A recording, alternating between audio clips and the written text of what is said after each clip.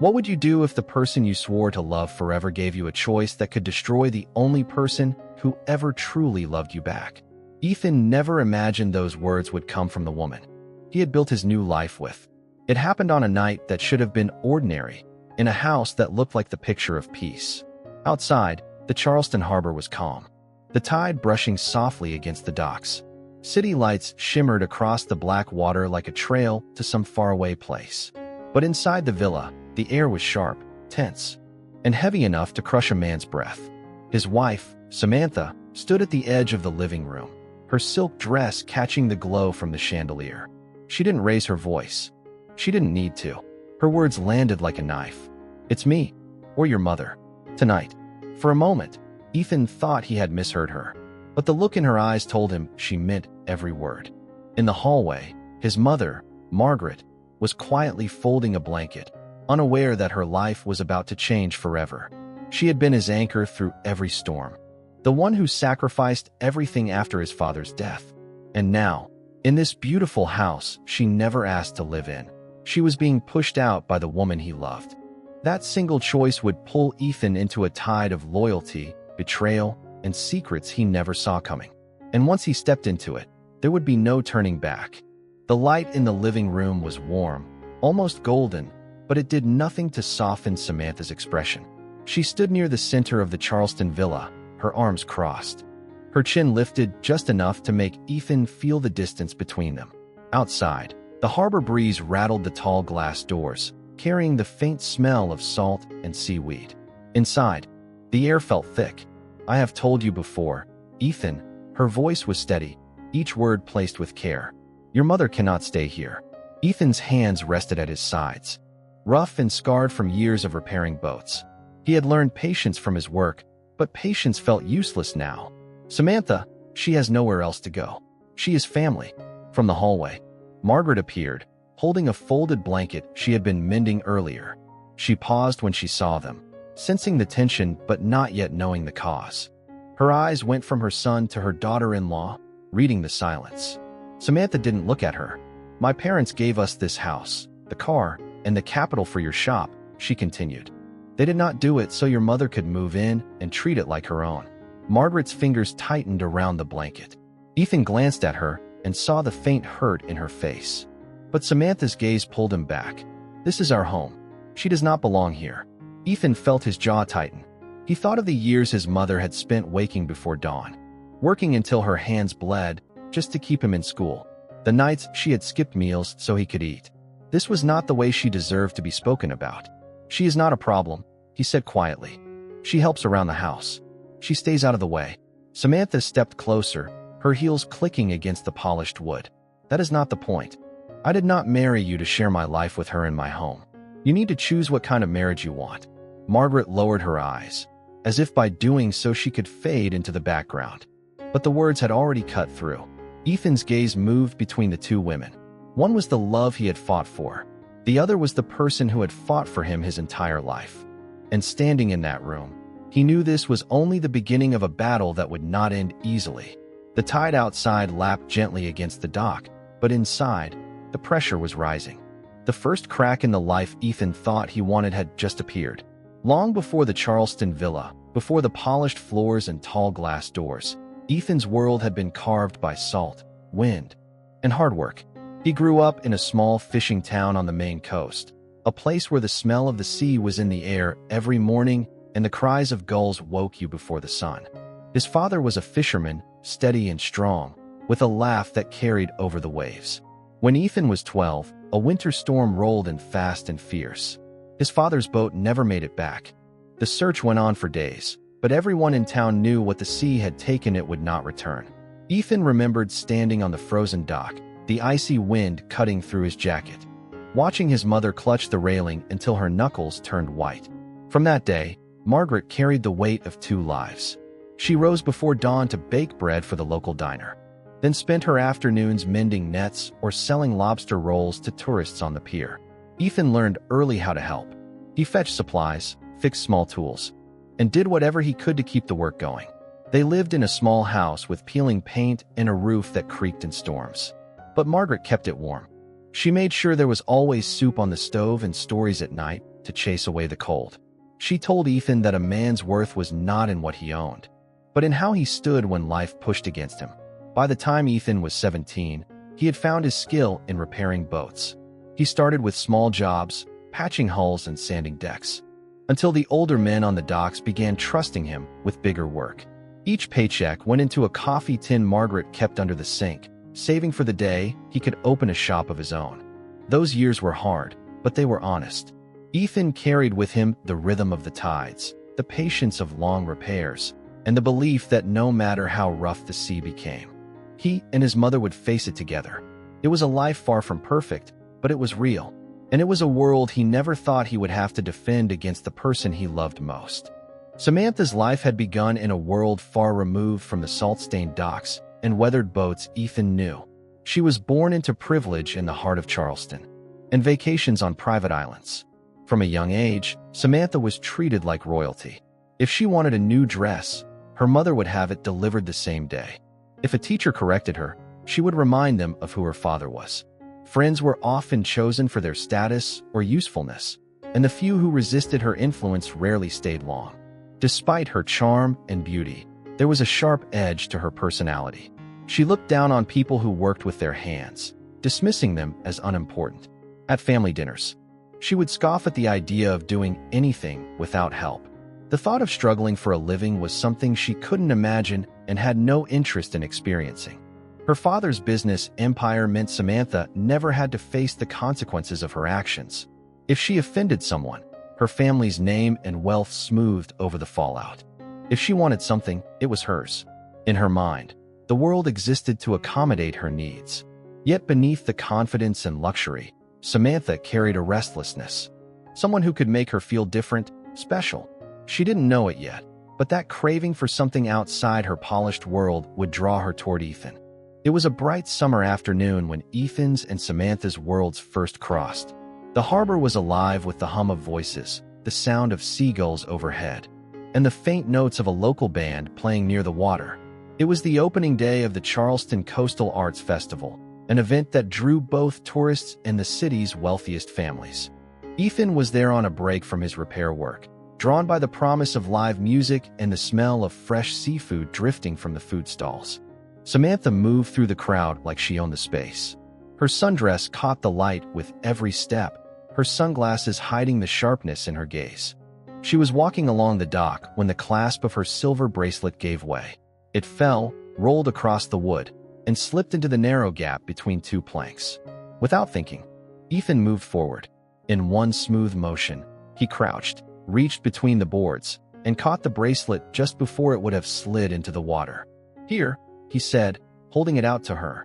Samantha looked at him for the first time, her eyes scanning his sun-creased face and work-worn hands.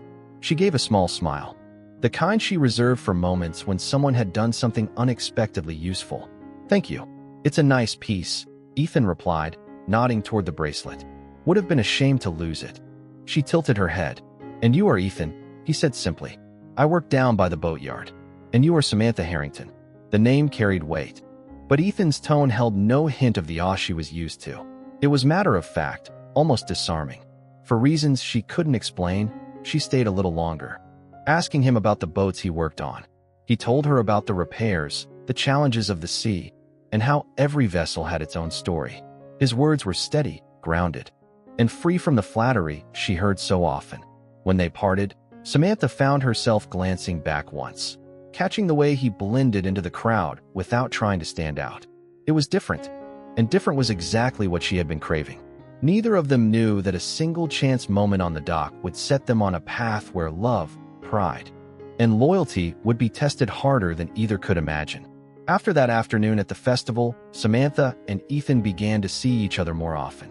At first, it was just brief conversations on the dock when she happened to pass by, but those moments slowly turned into planned meetings.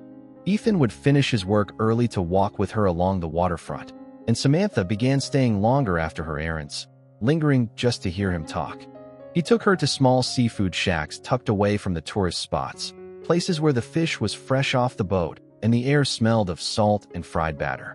Samantha, who was used to white tablecloths and waiters in pressed uniforms, found herself eating from paper baskets with plastic forks. To her surprise, she liked it. Ethan never tried to impress her with anything other than his company. Their conversations were easy.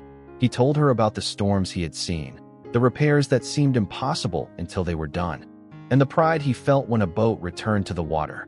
She spoke about traveling, about the places she had seen, though she rarely mentioned the wealth behind those trips. When the topic of family came up, Ethan spoke warmly of his mother, Margaret, and how she had been his anchor after his father died. Samantha listened, but did not say much about her own parents, other than that they had expectations for her life that she didn't always agree with. Months passed, and their connection deepened.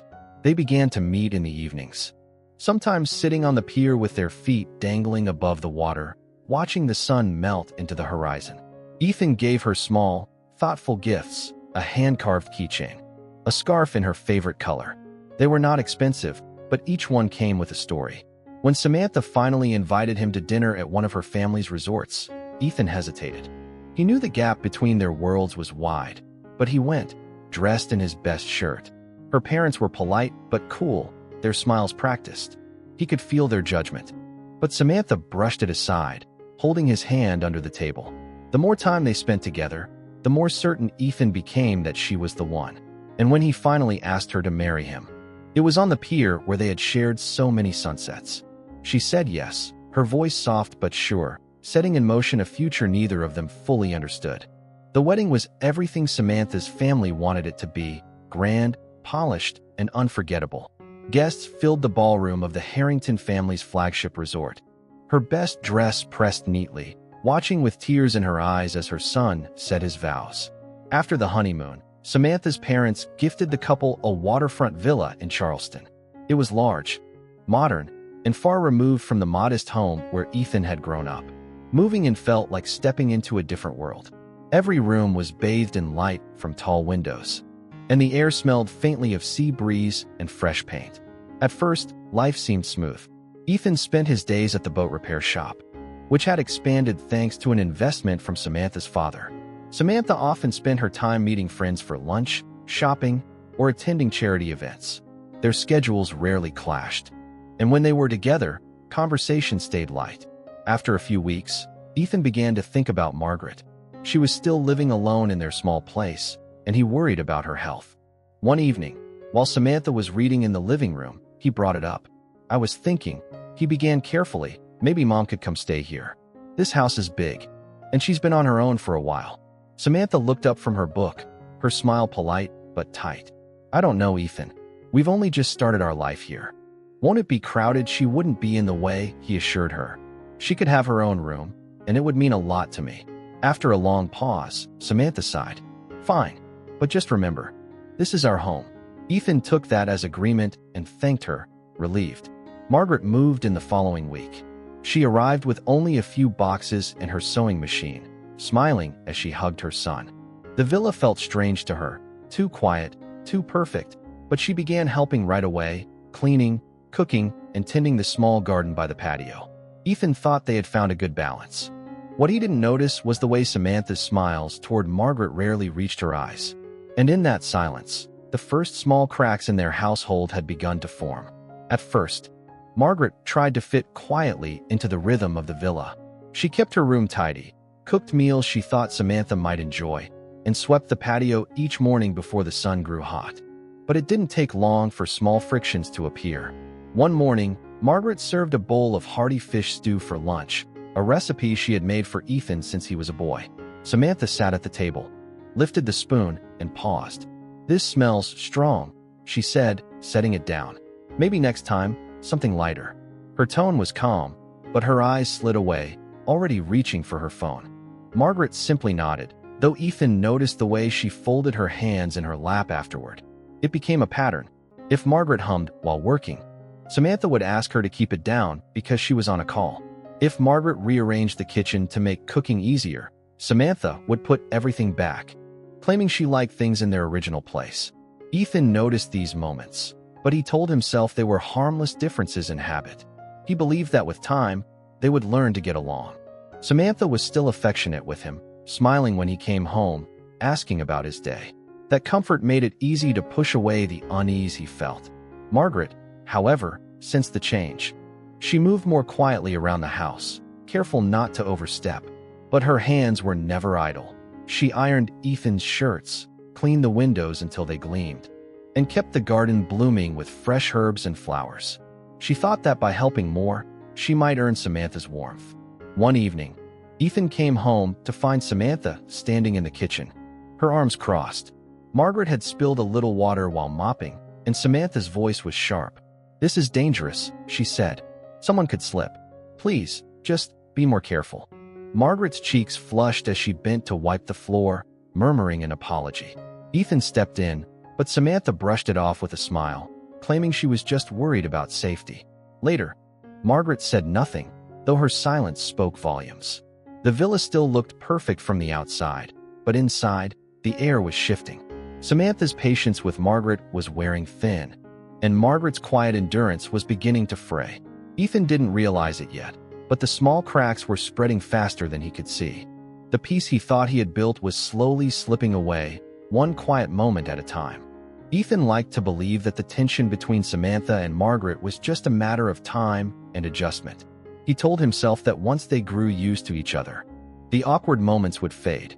When he left for the shop each morning, Samantha would kiss him on the cheek and ask him to drive safely.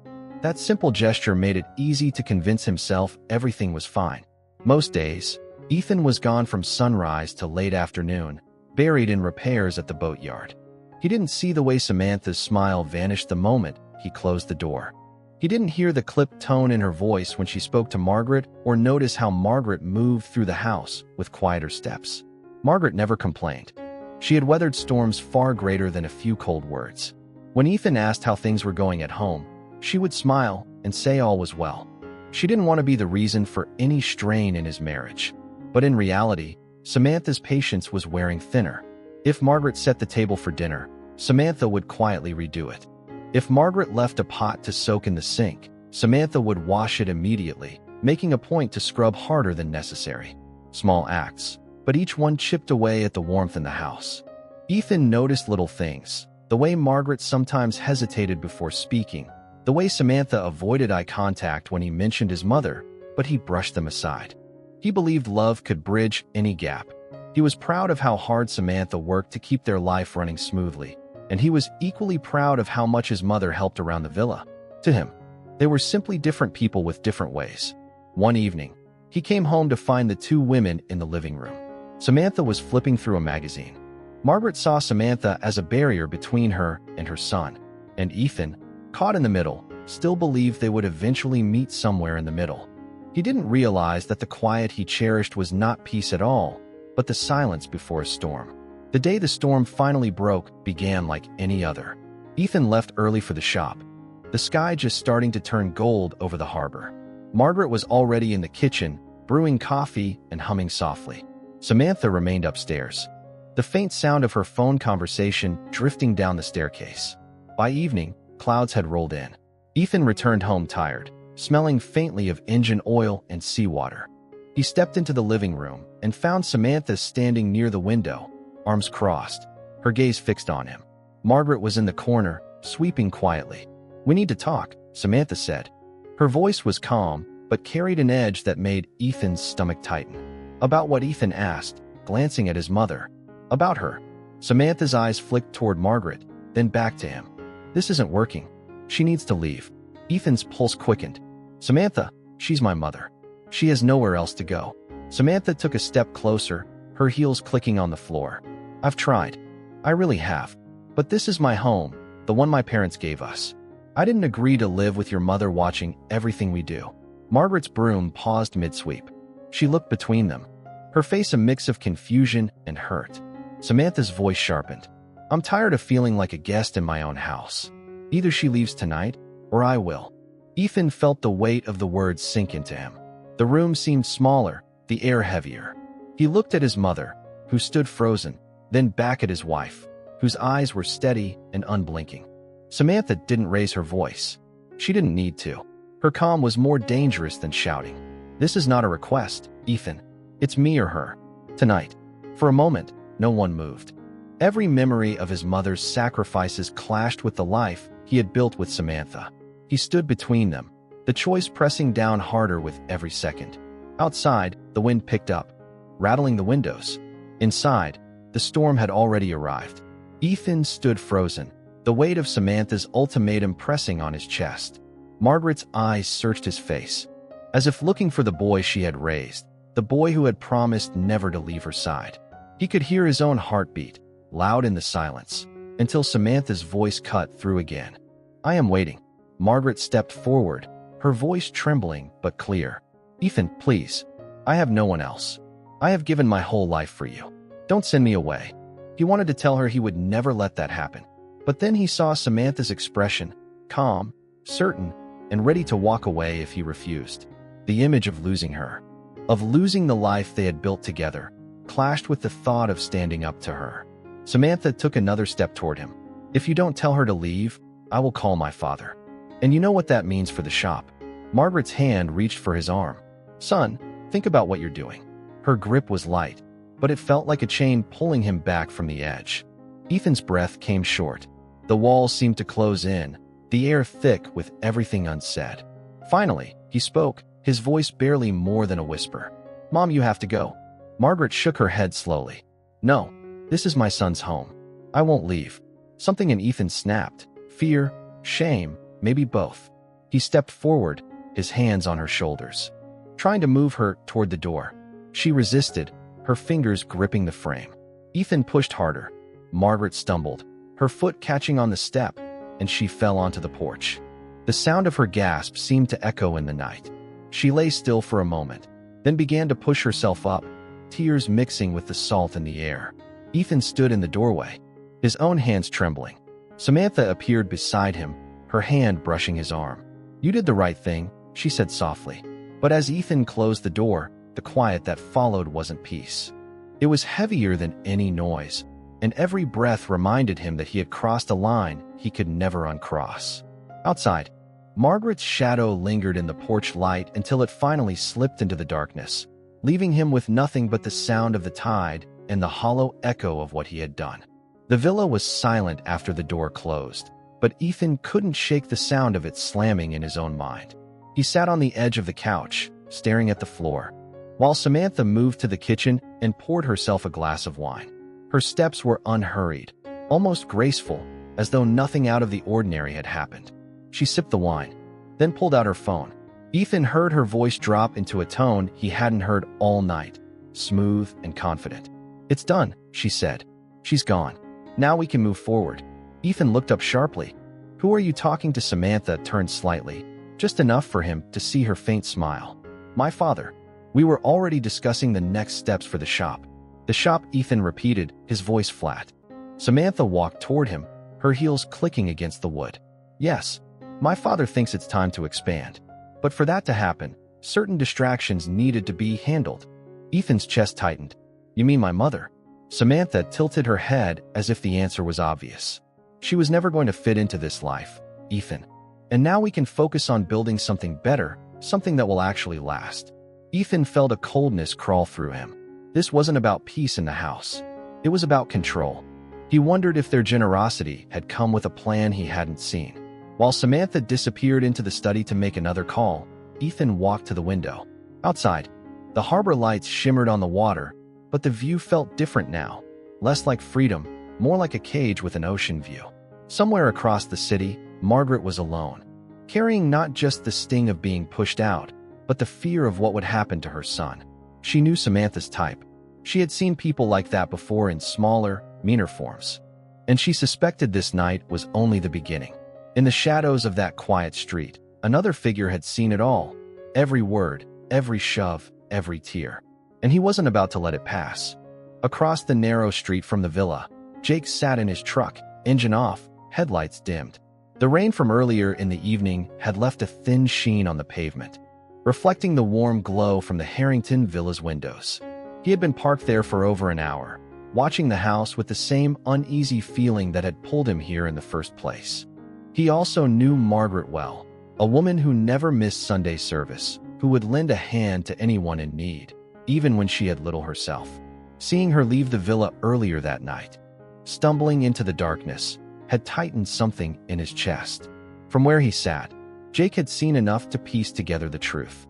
the stiff way Samantha stood in the doorway, the tension in Ethan's shoulders, the way Margaret's voice cracked before Ethan pushed her out. It was all burned into his mind.